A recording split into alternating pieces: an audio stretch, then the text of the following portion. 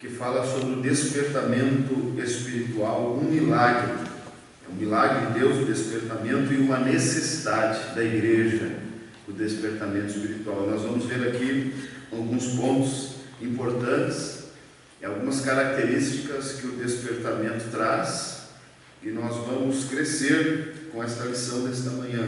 Eu quero pedir, como de costume, que uma irmã leia o textual e depois um irmão a verdade prática.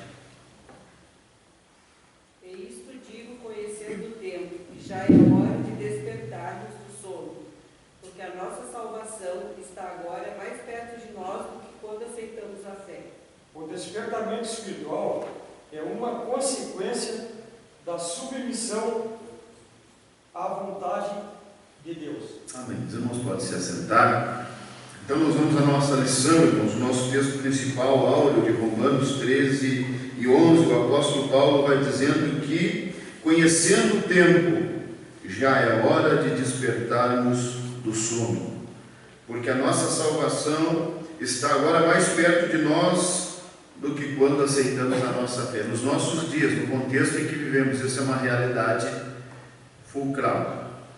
A nossa salvação está bem pertinho, os sinais nos mostram que Jesus está vindo aí. Então é tempo de nós despertarmos do sono para esta salvação. E a verdade prática diz que o despertamento espiritual é uma consequência da submissão à vontade de Deus. O despertamento é um milagre, mas é também uma consequência.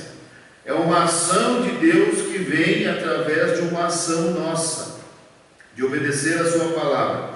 E o texto que nós lemos se encontra em Esdras e Neemias, que foi o base para a nossa lição desta manhã, e a guisa de introdução, nós precisamos contextualizar os irmãos acerca deste acontecimento e por que houve a necessidade de um despertamento espiritual da parte de Deus. Os irmãos bem conhecem a história de Israel. Isso dá-se no tempo de Salomão. Salomão foi o terceiro rei de Israel. Ele substitui seu pai Davi. Davi vinha trazendo uma reforma para a nação. Davi traz a arca para o centro da adoração, a presença de Deus como lugar máximo na nação. Salomão ele continua essa reforma, ele constrói o templo, unindo Israel como nação, uma nação que o seu principal objetivo era a adoração a Deus.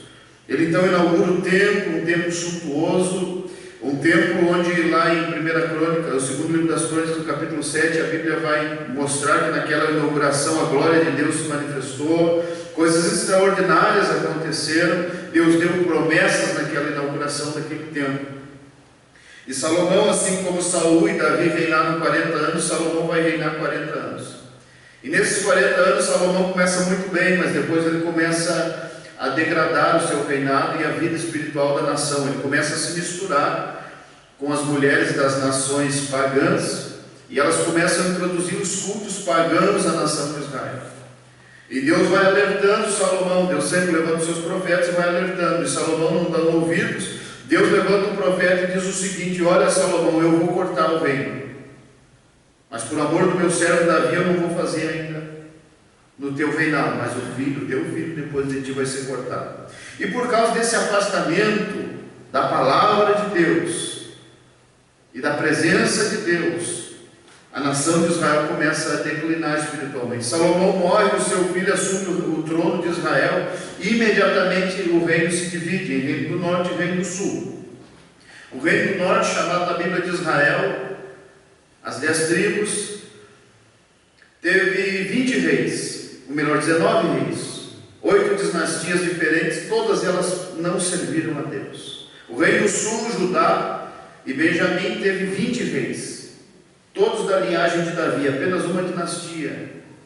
E ali estava o templo, a adoração foi preservada, ora um pouco melhor, ora um pouco pior, mas chegou um ponto que Deus disse basta. Deus levanta o profeta Jeremias e ele diz que ele vai julgar esse povo por causa do seu afastamento. Antes de Jeremias, Deus já tinha levantado Isaías. Isaías, no capítulo 1, quando ele começa o seu livro, ele vai mais para frente na lição, nós vamos ler os primeiros 6 versículos do profeta Isaías, e ele dá um diagnóstico. Deus dá um diagnóstico da nação. Deus diz que a cabeça e o coração do povo estavam podres, e ele precisava julgar. E o juízo de Deus faz com que esse povo seja tirado, esse povo seja separado da adoração do templo, o templo é destruído, eles são distanciados de Deus. E esse juízo de Deus serve para trazer o que nós vamos estudar esta manhã, um despertamento espiritual. Um despertamento, irmãos, que nós chamamos de reavivamento. E a palavra reavivar tem o prefixo re, que é o prefixo de tempo, que significa tornar vivo novamente. É porque algo morreu, precisa despertar, precisa avivar. E geralmente a história bíblica e a história da igreja vai nos mostrar que quando Deus traz grandes juízos, é porque em seguida Ele quer trazer um grande despertamento para a igreja. E essa lição, ela é contextual e propícia porque nós vivemos um juízo de Deus nos nossos dias na face da terra. E nós vamos tirar as lições importantes daqui para nós despertarmos do sono, como o nosso texto áureo a irmã leu aqui. É tempo de despertarmos do sono. E esse juízo de Deus não é para nós nos esconder, não é para nós nos amedrontar, mas é para nós despertar e colocar em prática os princípios bíblicos que foram perdidos. Glória a Deus. Porque todo despertamento começa com a prática daquilo que foi deixado para trás. E nós vamos ver essa manhã. Vamos então à introdução. Nesta lição iremos ver a origem do despertamento espiritual e as suas finalidades. O primeiro ponto diz o seguinte: o despertamento espiritual emana do próprio Deus. O despertamento espiritual é uma ação de Deus, é uma ação do Espírito Santo de Deus, única e verdadeira. Nós não podemos marcar um despertamento, nós não podemos agendar um despertamento.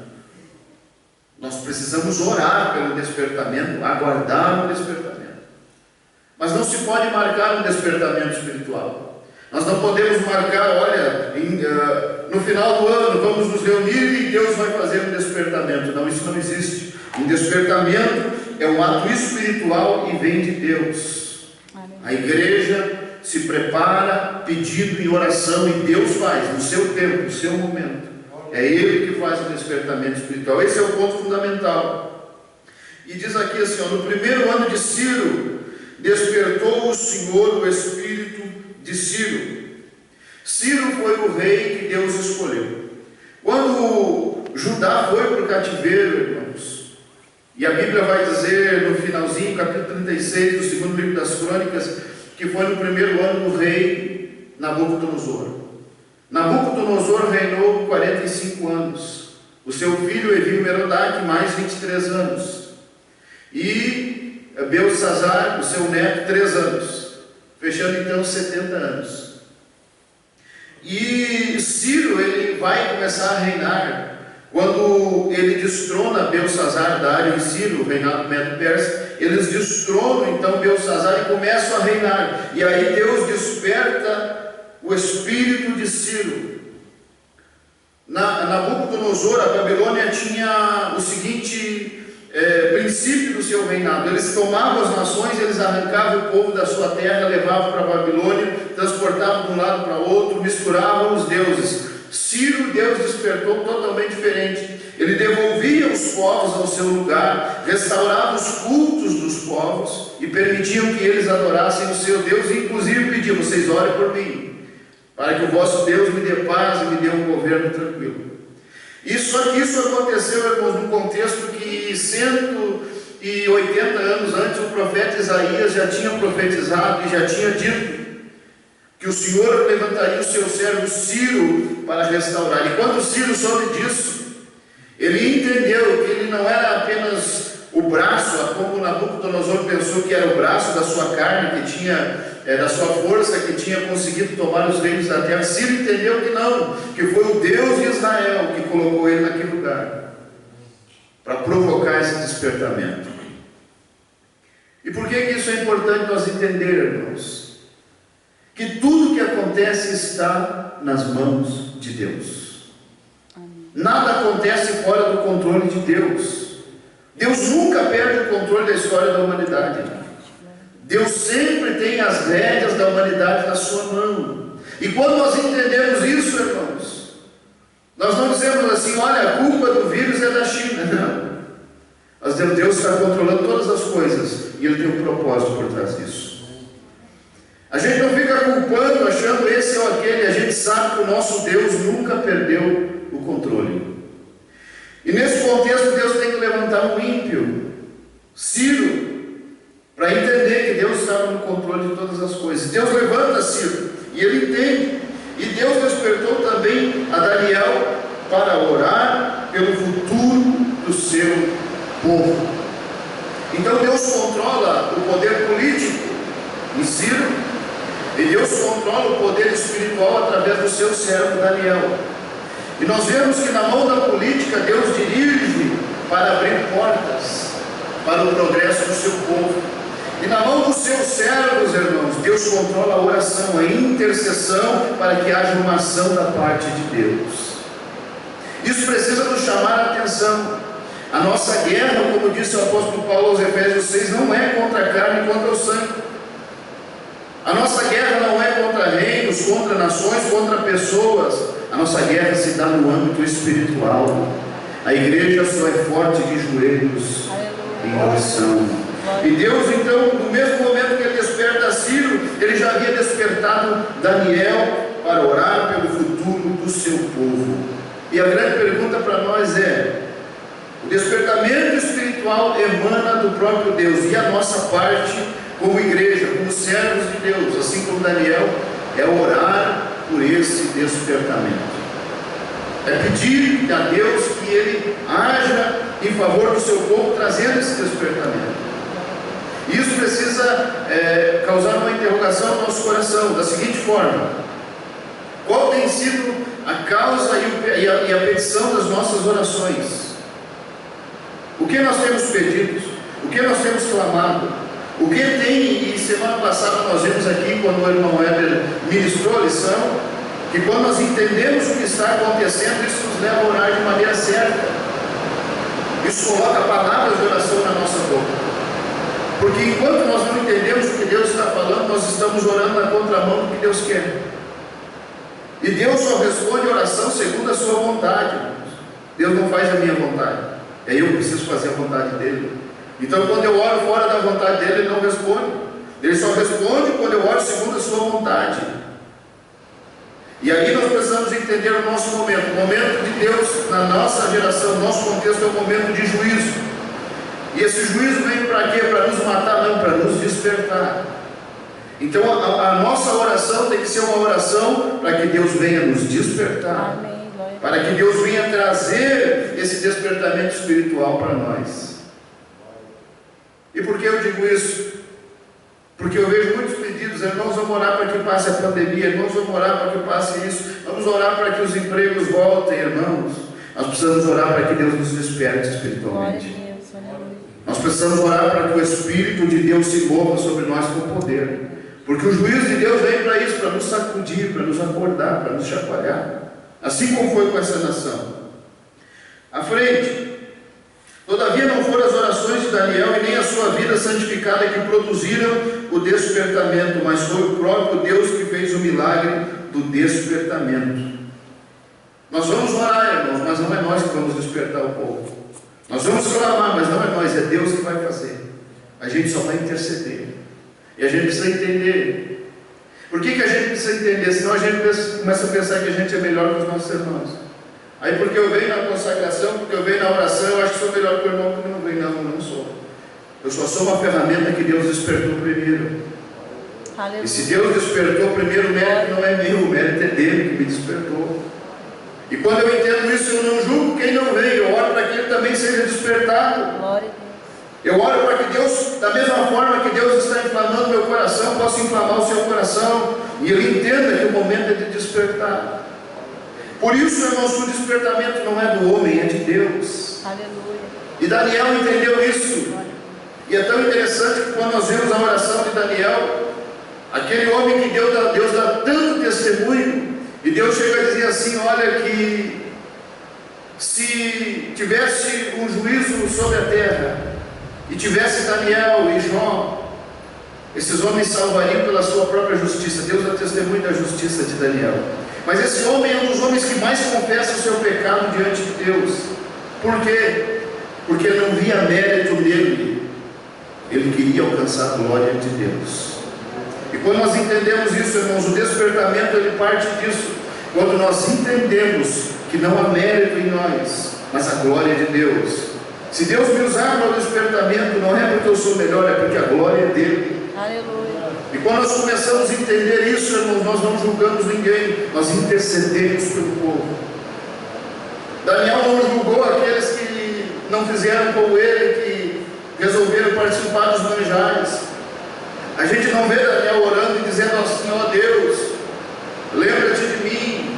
Eu, Misael, Ananias e Azarias não comemos dos manjares. Derrama sobre nós teu Espírito, Senhor. Não. Daniel orava e dizia: Deus, tem misericórdia do teu povo, restaura o teu povo. Aleluia. Restaura o teu povo, Deus, aviva o teu povo. Porque, irmãos, o despertamento espiritual vem de Deus e nós somos ferramentas. Aleluia. Ferramentas para que o nome do Senhor seja glorificado.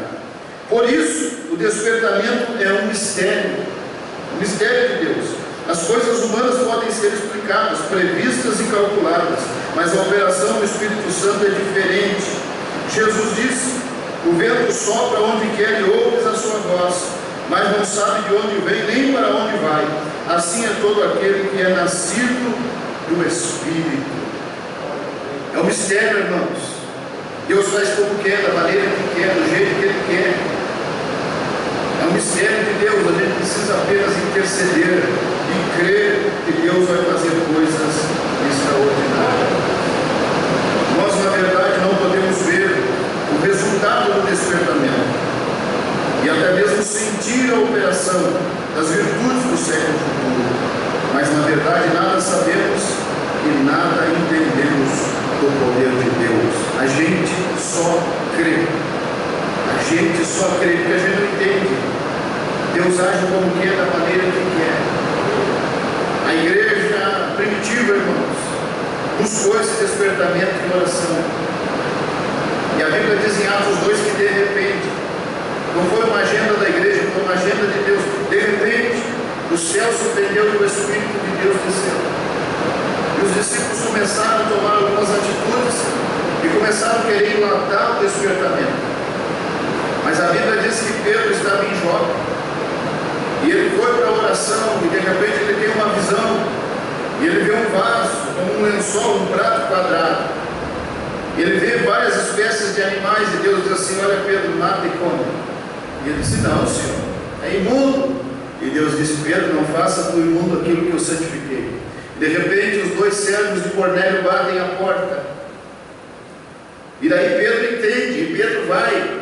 E Pedro chega lá, irmãos, e ele não faz nada, ele começa a falar da palavra. E a Bíblia diz que o Espírito de Deus desceu naquela casa de Cornélio. E eles falaram línguas e foram cheios do Espírito Santo de Deus. Pedro voltou para Jerusalém dizendo: olha, meus irmãos, não dá para enlatar a obra de Deus. Não dá para colocar numa caixinha, Deus faz o que quer. Assim como nós recebemos no começo, eles também foram cheios do Espírito Santo. Aleluia. O despertamento, irmãos, não é exclusividade daquele que se acha mais santo, é um ato livre de Deus.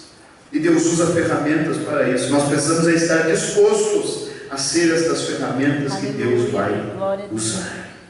É um ato livre de Deus. Segundo ponto, as finalidades do despertamento. E o primeiro subponto diz o seguinte: a primeira finalidade, para esse tempo que nós estamos estudando da nação, é a restauração nacional de Israel. A aplicação para nós hoje, como foi para eles, uma restauração moral.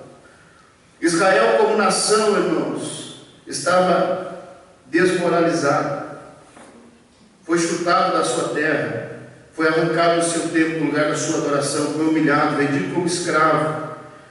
Moralmente estavam quebrados, estragados. Então, o despertamento, a primeira finalidade é uma restauração moral. E no decorrer agora desse ponto nós vamos aplicar para nós. Deus, quando quer realizar os seus propósitos, pode incutir a vontade no espírito do homem. Foi assim que ele fez com Ciro, embora fosse rei de uma nação idólatra. Ciro foi despertado por Deus, o qual incutiu a sua vontade no espírito dele, dominado pelas tradições e pela idolatria, a fim de que ele cumprisse os desígnios divinos relativos ao povo de Israel, conforme havia falado pela boca do profeta Isaías, cerca de 180 anos antes. Quando o propósito de Deus chegou ao conhecimento de Ciro, era um fato já aceito e aprovado por ele, e logo foi consumado. Assim, logo no início de seu reinado, Ciro proclamou um edito, autorizando os judeus a retornarem a Jerusalém e a edificarem a casa do Senhor. Ele faz um edito real.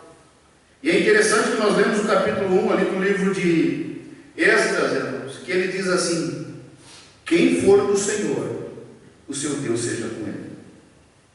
E retorna.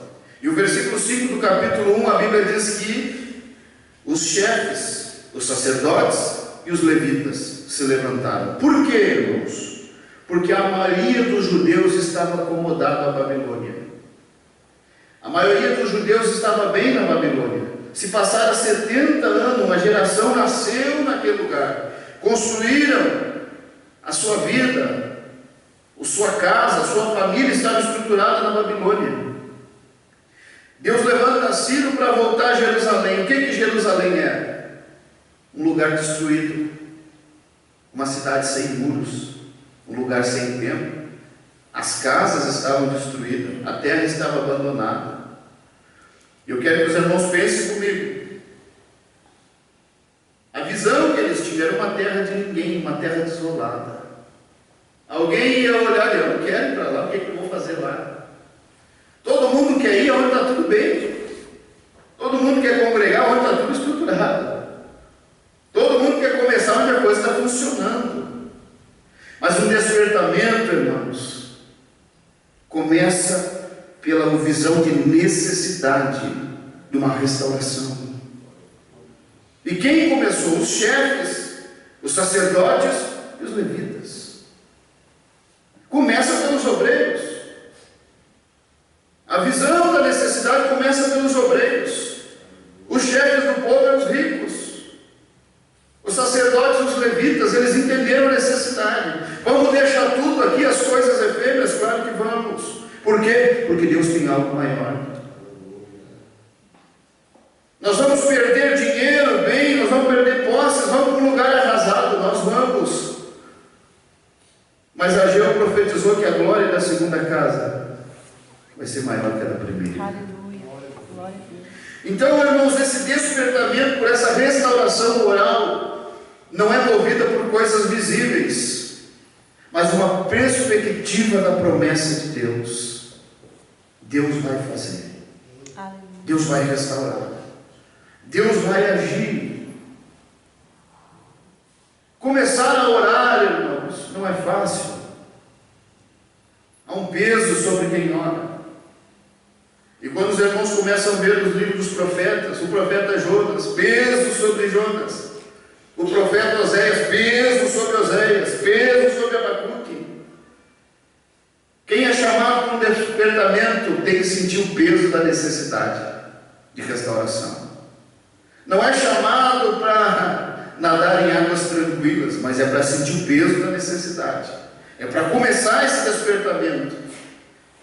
É para começar essa grande obra.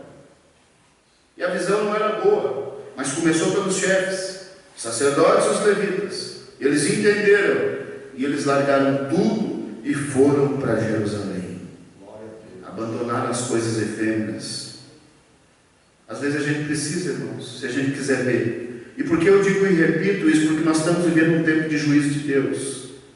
E se a gente quiser ver Deus despertar a igreja nesse tempo, e mais para frente eu vou explicar porque eu digo nesse tempo, no nosso tempo ainda, nós precisamos buscar a presença de Deus. Nós precisamos clamar a Deus com seriedade. Nós precisamos ir aos pés de Jesus e clamar a Deus pelo despertamento. Esses homens saíram sob Zorobabel.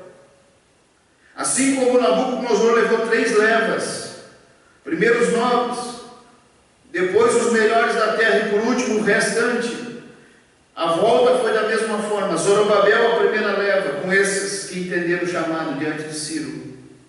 Esdras, no tempo de Artaxerxes. e depois Neemias. As 3 levas voltaram. Só que Zorobabel, irmãos, quando cumpre-se os 70 anos, é o primeiro. Quando Neemias, o terceiro, ele vai, já tinha se passado 142 anos.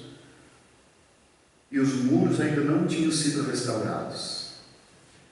Quando nós não entendemos a pressa, a necessidade de nos apressar, de clamar a Deus por restauração, quem sabe a nossa geração vai passar. E Deus vai ter que levantar os nossos filhos. E nós vamos viver na expectativa do despertamento e não vamos alcançá-lo. Por quê? Porque nós não nos colocamos na posição certa. Então, irmãos, a restauração moral é necessária demais. E não é uma visão fácil, não é uma tarefa fácil. Uma tarefa árdua, mas que tem que ser entendida e abraçada.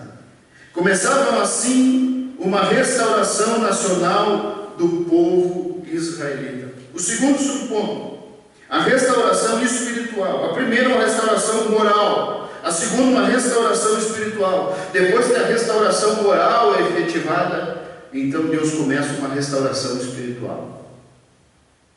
Deus nunca vai, irmãos, trazer um avivamento sem restaurar moralmente a sua igreja. É fogo de palha. É fogo de palha. Deus precisa primeiro restaurar moralmente a sua igreja. Por que eu digo isso? O tempo não nos permite, porque esse contexto é muito amplo. Quando esses homens chegam na terra, irmãos, havia uma mistura. Samaritanos tinham se misturado com judeus e estava todo mundo querendo ajudar a reconstruir o templo. Zorobabel e Josué, que eram os sacerdotes, tiveram que dizer: não, para lá.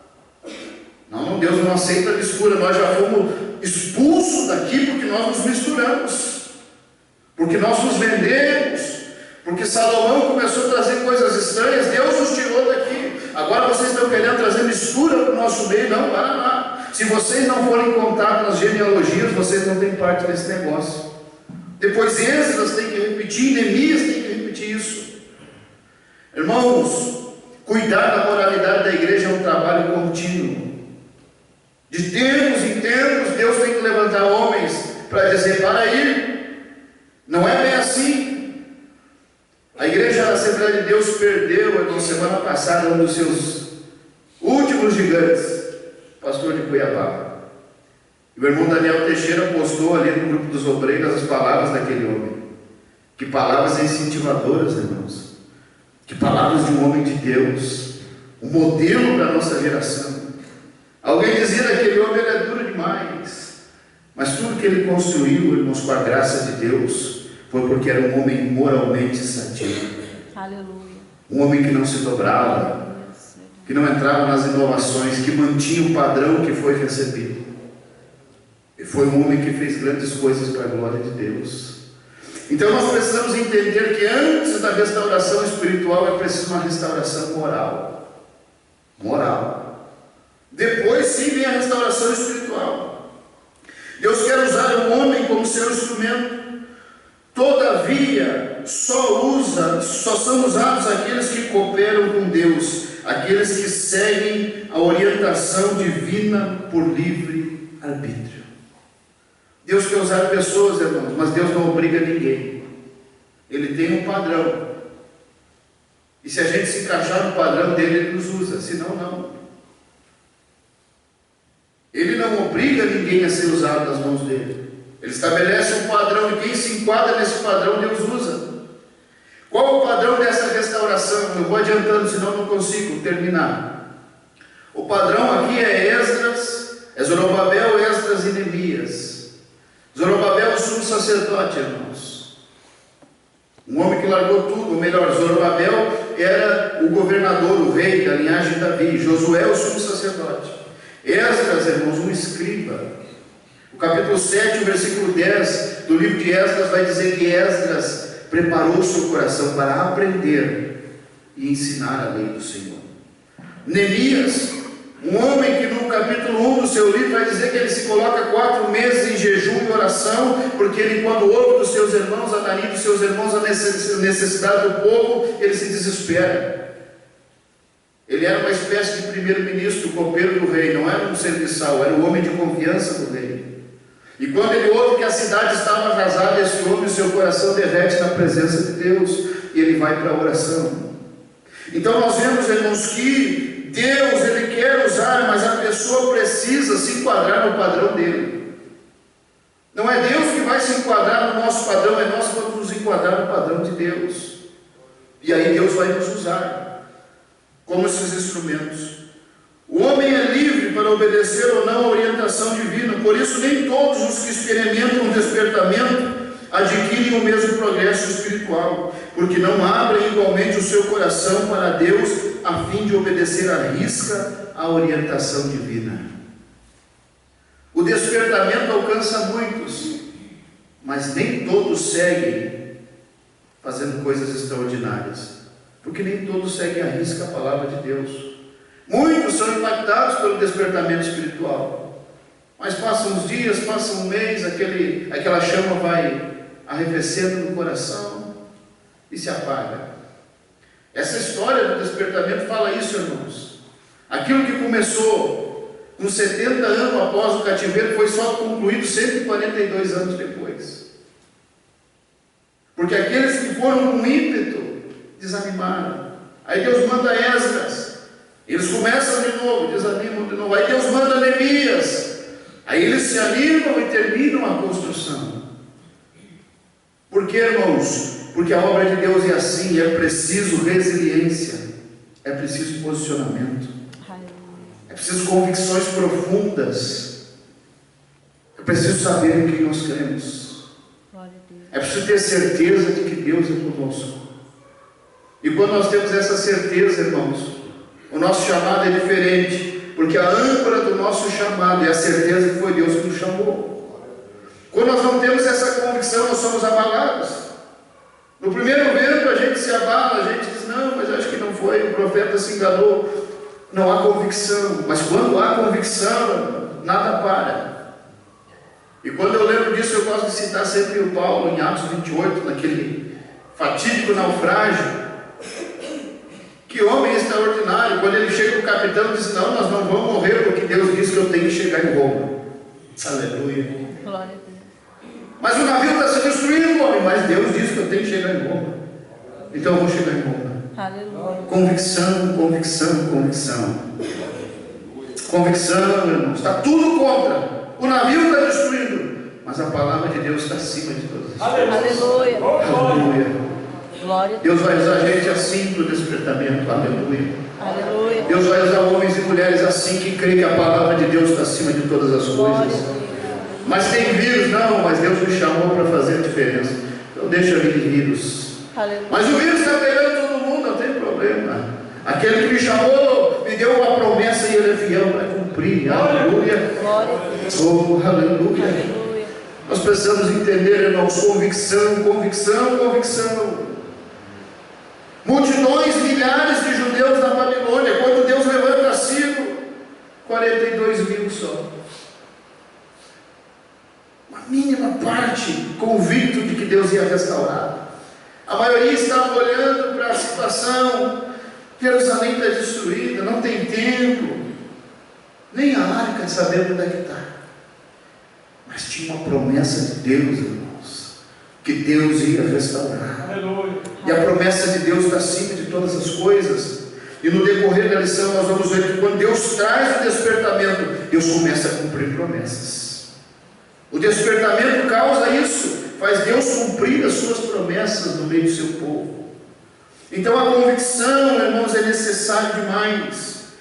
Eu convido alguém a abrir para nós Isaías capítulo 1 e ler do 2 ao 6. Quem achar, por gentileza, leia para nós. Capítulo 1, do 2 ao 6. Para nós entender a necessidade da restauração espiritual desse povo. Ouvi os céus e presta ouvidos, tu, ó terra, que fala o Senhor. Criei filhos, exalcei-os para eles, mas eles prevaricaram contra mim. O boi conhece o seu possuidor, e o jumento a manjedoura do seu dono, mas Israel não tem conhecimento, o meu povo não entende. Ai da nação pecadora, do povo carregado de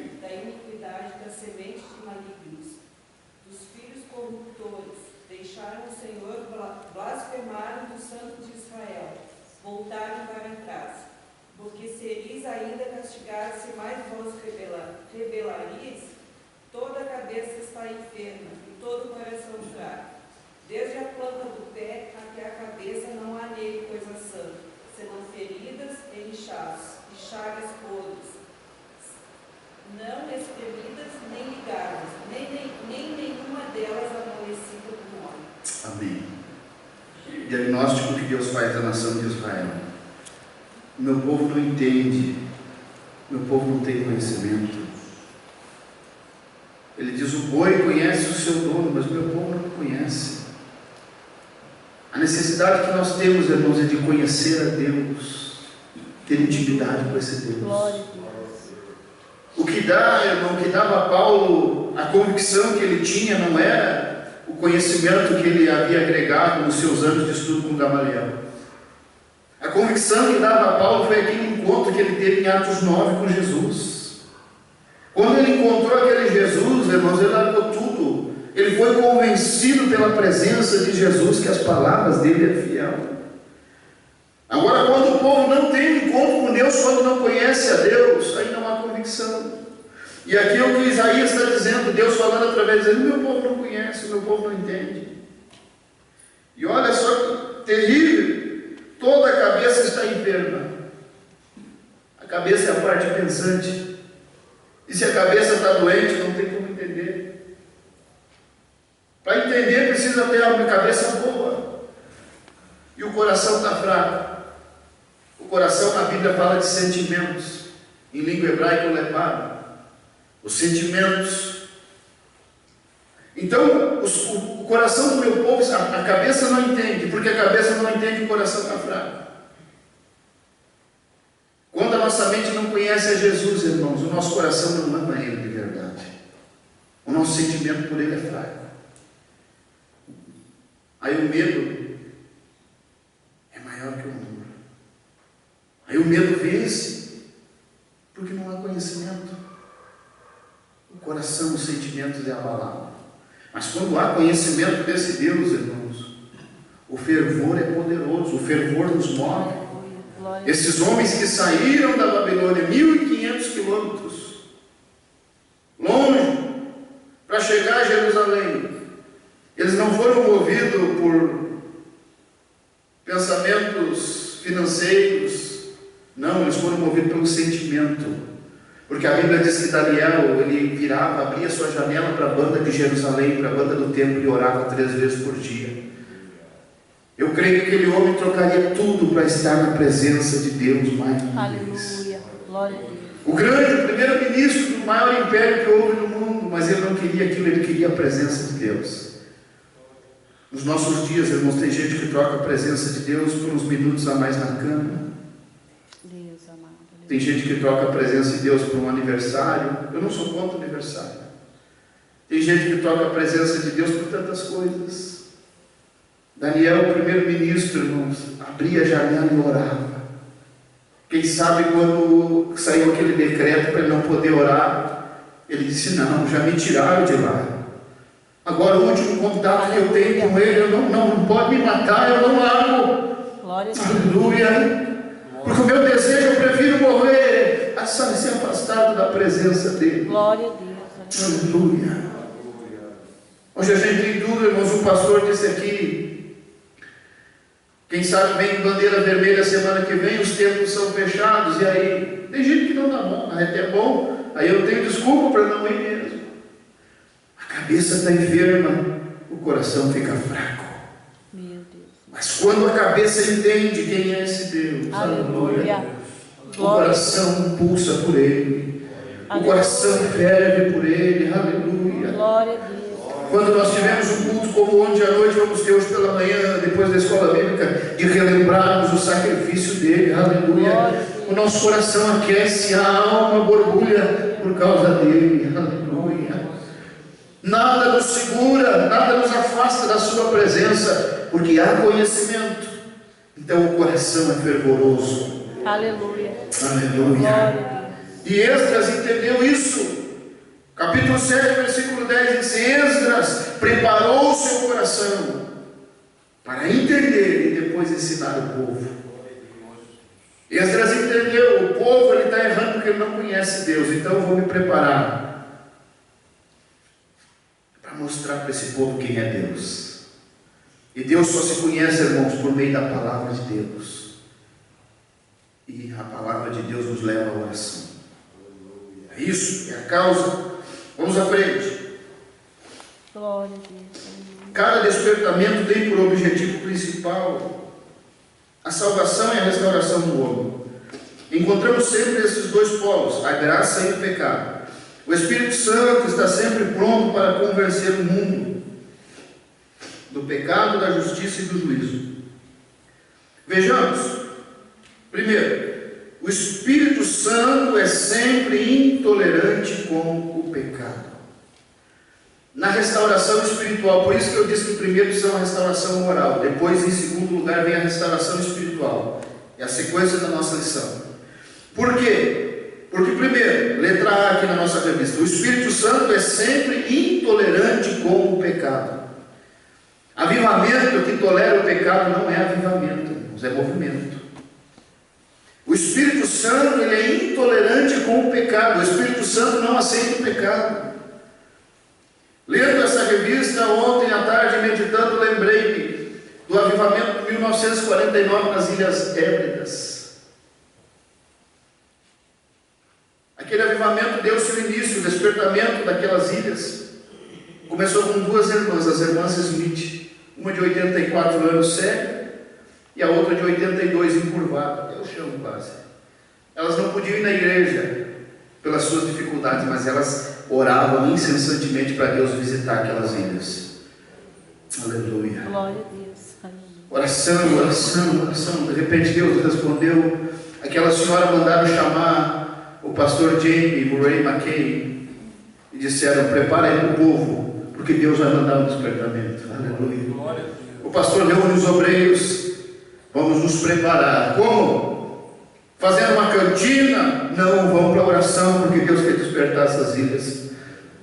E os obreiros começaram a orar, irmãos. De repente, o pastor Murray chama Duke Campbell para pregar naquelas ilhas.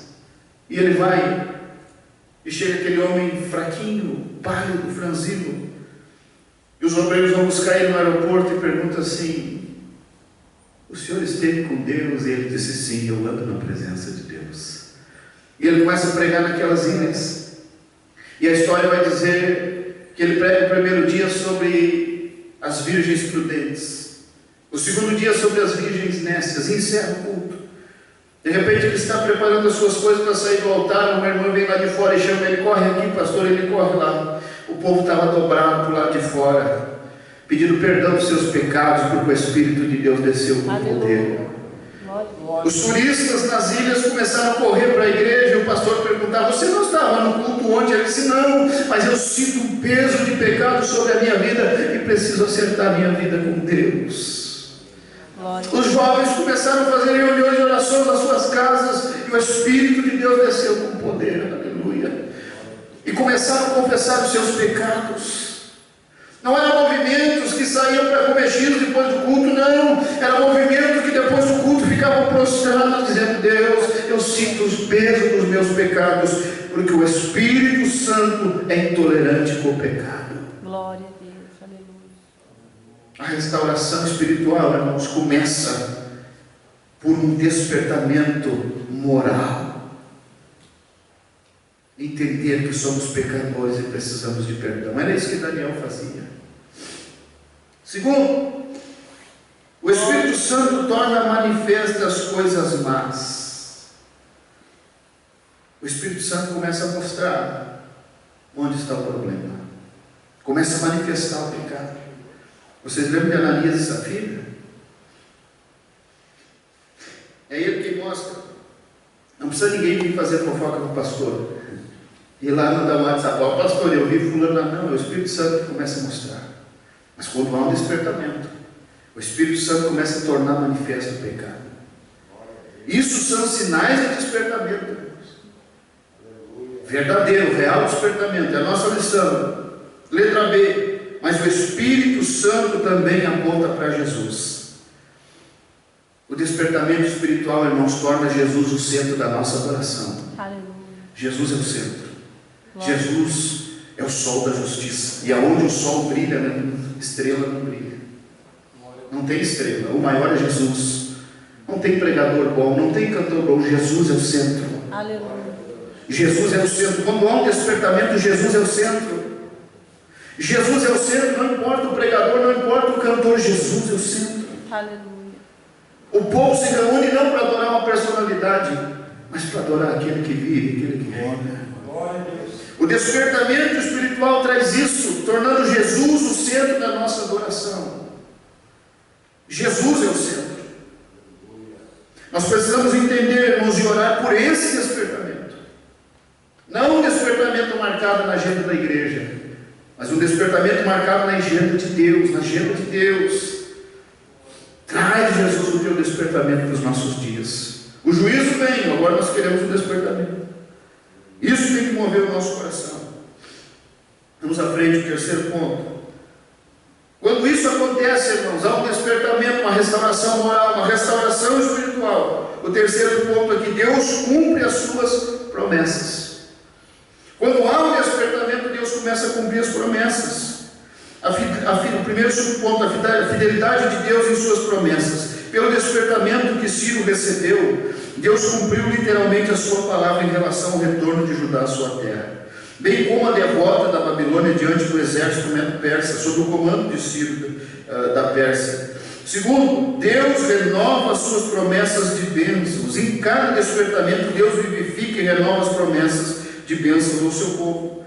O Espírito Santo revela as riquezas escondidas em Cristo, isto é, as riquezas da glória que Cristo ganhou na cruz do Calvário para aqueles que o servem. Deus começa a despertar as riquezas de Cristo no meio da sua igreja. Vamos à Bíblia, Romanos 9, 23 e 24. Quem achar pode ler para nós.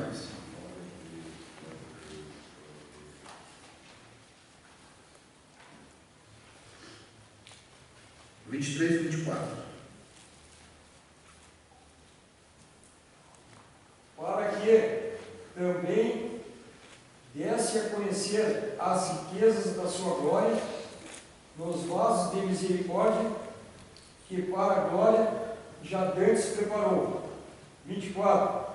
Os quais somos nós, a quem também chamou, não só dentre os judeus, mas também dentre os gentios. Olha só, irmãos, quando o despertamento acontece, Deus começa a cumprir a sua promessa. E quem ele usa? Paulo diz, para que também desse a conhecer as riquezas da sua glória nos vasos de misericórdia, que para a glória já dantes preparou, os quais somos nós. Quando há um despertamento espiritual, Deus começa a cumprir as suas promessas e trazer as riquezas, os seus dons, os seus vasos, que somos nós. Quando Deus desperta uma igreja, nós não precisamos trazer um pregador lá do outro lado do Brasil. Deus usa nós. Ele começa a cumprir as promessas dele em nós. As riquezas da sua glória, as promessas extraordinárias começam a cumprir em nós. Aleluia. Glória a Deus. Quando há despertamento, irmãos, Deus começa a usar nós. Isso é tão extraordinário quando a gente lê a história da igreja, esse avivamento nas Ilhas Hébridas. Uma ilha próxima, chamaram do Campbell para pregar lá. Aquela igreja estava fria. E do Campbell, antes de pregar, começa a orar. Ele vai na casa do presbítero e diz, antes de nós fazer qualquer coisa, vamos para a oração. E começaram a orar. E a história diz que se reuniram em oração. Quando deu meia-noite, do Campbell parou. Tinha um ferreiro, um cristão da igreja, um crente comum. Do Campbell olhou para ele e disse, agora é a tua vez de orar, começa a orar. Aquele homem simples tirou o seu gorrinho, levantou a mão ao céu e disse, Deus, tu disse que derramaria água sobre o sedento e torrente sobre a terra seca. E parou e suspirou um pouco. Ele disse, Deus, o meu coração está aqui sedento, vazio diante da tua presença. E ele parou e suspirou de novo. E a terceira vez ele disse, Deus, honra a tua palavra para conosco. E do Campbell disse que a casa tremeu, os móveis das partilheiras, os utensílios, os pratos começaram a cair porque o lugar tremeu e elas foram impactadas pela glória de Deus. Aleluia. Alguns quiseram ficar com medo do cancano, não lembrou de quando Paulo e Silas estavam na prisão e ele disse: isso é o que aconteceu, é Deus quebrando as correntes. Aleluia. Glória a Deus. Aleluia. Porque o homem simples orou e disse: Deus, eu estou sedento, Deus, honra a tua palavra. E Deus, irmãos, aleluia, a palavra dele não cai por terra. Quando há um despertamento, Deus começa a cumprir as suas promessas no meio do seu povo. Aleluia, aleluia. E não precisa ir lá buscar alguém além fronteiras. Ele usa nós. Ele usa o povo simples, mas o povo que está sedento por esse despertamento. Aleluia. Aleluia. Não uma eloquência, não, mas alguém com sinceridade que diz: Deus, tu prometeu na tua palavra, então cumpre ela. E Deus, irmãos, aleluia, não resiste a oração do justo. Deus é fiel, aleluia. Por isso nós precisamos desse despertamento, irmãos, aonde Deus ele vai levantar entre nós mesmos pessoas para começar a abalar esta cidade. Aleluia. Para que nós venhamos nos gloriar, não. Para que o nome dele seja glorificado e as suas promessas se cumpram nesta cidade. Glória a Deus. Esse é o Deus que servimos, irmãos. É o Deus que pregamos, é o Deus que cremos. Por isso, irmãos, os vasos somos nós. E Paulo disse, ele vai mostrar as riquezas da sua glória nesses vasos, os quais somos nós. Nós somos esse vaso. Nós somos esse canal. Aqui o outro parágrafo diz assim: o batismo no Espírito Santo é uma bênção que faz parte de uma nova vida com Cristo. O batismo com o Espírito Santo, irmãos, não é avivamento. Os irmãos me olharam alguns com cara de interrogação. Ele é consequência de um despertamento. Falar em língua, irmãos, não é avivamento. Mas receber o batismo com o Espírito Santo é a consequência de um despertamento espiritual que vem sobre a igreja de Jesus. Então nós precisamos entender, irmãos, que quando esse despertamento vem, há batismo com o Espírito Santo. Uma consequência de uma igreja despertada é batismo com o Espírito Santo. Segundo, os dons espirituais começam a se manifestar quando há despertamento. Os dons se manifestam no meio da igreja de forma extraordinária. Terceiro subponto: Deus renova a fé dos abatidos. Pelo despertamento, Deus cria ambiente de fé e de expectativa e de oração. O despertamento nasceu da oração e só poderá prosseguir se a chama da oração continuar acesa. O despertamento vem por meio da oração e só permanece se houver oração. Se cessar a oração, cessa o despertamento. Se parar a oração, para o despertamento. Ele vem por meio da oração e precisa permanecer por meio da oração. No Antigo Testamento, o fogo no altar de incenso não se podia deixar de apagar. Em Êxodo 30, versículo 7, Deus dá uma ordem para que houvesse incenso aceso. E o incenso, irmãos, ele era colocado pela manhã. O sumo sacerdote reunia os sacerdotes. E ele fazia um círculo de 15 a 25 sacerdotes. E lançava a sorte num deles. Aquele que era lançado à sorte, escolhia da esquerda e da direita. E esses homens eram preparados para oferecer o incenso. Aquele que foi escolhido, no templo havia um compartimento, todo de pedra, o chão, as paredes, todo de pedra. E este homem ficava a noite inteira ali, sem dormir, orando de um lado para o outro, para não ter o perigo de sonhar e pecar em sonho, para de manhã oferecer o incenso. Pela manhã, o fogo do altar não podia se apagar. Aquelas brasas que estavam embebidas na gordura, no óleo do sacrifício da noite anterior, o sacrifício da tarde, eles estavam queimando. Um daqueles sacerdotes que era escolhido pegava um vaso de ouro ia lá no sacrifício do altar e reunia aquelas brasas dentro daquele vaso de ouro. O terceiro homem ia lá no altar de incenso e limpava as cinzas. Aí vinha aquele com o vaso de ouro, despejava e ambos saíam. Daí vinha aquele que passou a noite inteira se preparando e polvilhava o incenso. E o povo de lá do lado de fora do santuário com as mãos assim ficava esperando. Quando o incenso subia, eles adoravam o nome do Senhor. Aleluia. Zorobabel, irmãos, chegou lá e limpou as cinzas. Esdras foi restabelecendo a lei e trouxe a brasa. E Neemias veio e polvilhou o incenso. Glória. E a restauração sucedeu. Aleluia. Aleluia. Aleluia. Glória a Deus, isso é verdade. Oferecer algo para Deus é sério demais. Aquele povo entendia isso. Aqueles homens passavam a noite inteira acordados para não pecar, porque iam se apresentar diante da presença de Deus. Agora eu subo aqui, assisto televisão o dia inteiro e venho aqui, quero pregar, quero cantar, passo no Facebook o dia inteiro e venho aqui e quero oferecer algo para Deus. Não é assim que funciona. Um altar restaurado é exigindo santidade daqueles que se apresentam para oferecer. Aleluia. Temor e tremor diante de Deus. Glória. Quando Neemias chega na cidade, ele vê aquela situação. Quando Esdras chega na cidade, a Bíblia diz que Esdras volta. E quando Esdras chega, o seu livro relata isso. Ele vê que lá dentro estava morando Tobias, aquele que causou tanto mal. A Bíblia diz que Esdras sentou atônito, arrancou os cabelos da sua cabeça e assim a barba. Arrancou com as próprias mãos e ficou atônito o dia inteiro. Esdras estava dizendo: meu Deus, o que estão fazendo com o santuário? Aleluia. O que estão fazendo com a tua casa?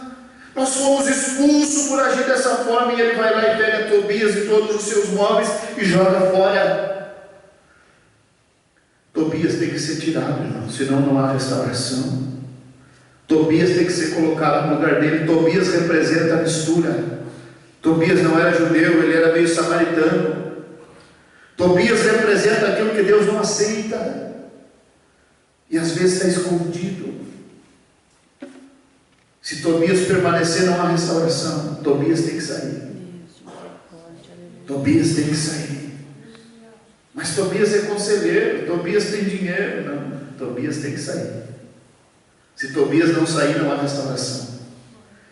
Tobias tem que sair. E Esdras entendeu isso, e ele arrancou. E vem Neemias, e o mesmo que Sanbalat e Tobias querem fazer parar. Estou fazendo uma grande obra, não posso parar. Mas nós vamos mudar sobre ti, nós vamos parar. Não para. Eu vou pelejar pela minha casa, pela minha família, eu vou pelejar, eu não vou parar. E vocês conhecem a história, em 52 dias, irmãos. Aquilo que em 72 anos ninguém conseguiu fazer. Vem Neemias, irmãos. Aquele homem que 4 meses se preparou em jejum e oração. Em 52 dias ele restaura os muros. 72 anos ficaram ali e não conseguiram fazer. Vem um homem, na força do seu braço, não, movido pelo Espírito de Deus, pela uma chama de restauração. E em 52 dias ele restaura as portas. Eu podia ler, mas o tempo não deixa. As portas queimadas a fogo. As portas eram o lugar onde os juízes julgavam a cidade. Quando a Bíblia diz que as portas estavam queimadas a fogo, a Bíblia está dizendo que não havia juízo. Não havia juiz. A moralidade estava decadente. Neemias entende isso, ele restaura as portas. Quando as portas são restauradas, o juízo é restaurado também. A necessidade, irmãos, de um despertamento moral, para depois vir um despertamento espiritual. Há muitos símbolos, o tempo não nos permite, mas vamos à frente ao quarto ponto. Quarto ponto da nossa lição. O despertamento torna os homens obedientes à palavra de Deus. O despertamento torna os homens obedientes à palavra. O culto que foi restabelecido em Jerusalém foi exatamente aquele que a lei de Deus determinava. O culto que foi restabelecido não era o culto que agradava a Sanbalate e Tobias. Não era o culto que o samaritano queria participar. Não, foi o culto que a Bíblia determinava. O culto restabelecido era um culto nos moldes da palavra de Deus. Por que isso, irmãos? Não foram introduzidas novas formas de culto, nem qualquer mistura de doutrinas babilônicas. Nós vivemos num tempo difícil, irmãos. Um tempo que o culto tem que ser para agradar a torcida. Nós temos que fazer culto para agradar as pessoas. Não, irmãos. O culto da igreja segue o padrão de Deus. É o padrão da palavra de Deus. Mas senão os jovens não veem. Mentira do diabo, irmãos. Sabe quem começou esse despertamento? Não foi um ancião de dias. Foi um jovem com 15, 16 anos. 4 jovens, Daniel, Ananias, Misael e Azarias. Eles não se encantaram com a Babilônia. Eles tinham sede de Deus. O que vai atrair os jovens para a igreja, irmãos, não é novidade, é a presença de Deus. Aleluia. É sede pelo Deus da igreja. Glória a Deus. E Daniel não era um jovem que dizia, eu sou jovem, eu estou num lugar estrangeiro. Não, ele era um jovem que fazia confissão diariamente dos seus pecados diante da presença de Deus. Por quê, irmãos? Porque quando um jovem tem um despertamento moral, irmãos, ele é mais forte do que o ancião. A Bíblia diz, os jovens está a força, está o vigor. Ele tem força. Por isso que Deus despertou a Daniel, porque era jovem, tinha condições, força. E Deus quer despertar os nossos jovens. Deus quer despertar os nossos jovens para esse despertamento que nós estamos esperando. Segundo, o despertamento dado pelo Espírito Santo faz com que os crentes desejem intensamente ser fiéis à palavra de Deus. O despertamento dado pelo Espírito Santo faz com que os crentes desejem intensamente ser fiéis à palavra de Deus. Frisei. Por quê? Não é uma imposição, não é uma obrigação, não é uma cobrança, é um desejo do próprio coração do povo de Deus. O povo deseja obedecer. Não precisa o pastor vir aqui e obrigar, dizendo, olha, meu filho, obedece, por favor, obedece. Não, ele ouve e atende. Ele ouve e obedece porque ele está despertado por Deus. Então ele é ávido por obedecer a palavra de Deus. Ninguém precisa impor nada. Ele ouve e obedece a palavra de Deus. Paulo escreveu para que em nós aprendais a não ir além do que está escrito. Não é mais e nem menos. É o que está na Bíblia. Não precisa acrescentar nada e nem tirar. É só cumprir o que está nela. A Bíblia torna a nossa regra de fé. Ela se torna a nossa regra de fé. A gente não precisa inventar nada e nem tirar nada dela. Não precisa querer acrescentar nada para ela. É só fazer o que nela está. O despertamento faz isso. Torna nós, irmãos, obedientes à palavra de Deus. O crente despertado inclina-se a guardar os estatutos de Deus até o fim. E esta forma de proceder, esta atitude do crente é uma das bases para a comunhão uns com os outros. Companheiros sou de todos os que te temem e dos que guardam os teus preceitos. Salmo 119, 63. Aleluia. A unidade, irmãos, vem através do cumprimento da palavra de Deus. Quando nós fazemos a nossa parte, Deus faz a dele. Quando nós nos colocamos na nossa posição, irmãos, Deus faz a dele. Glória a Deus.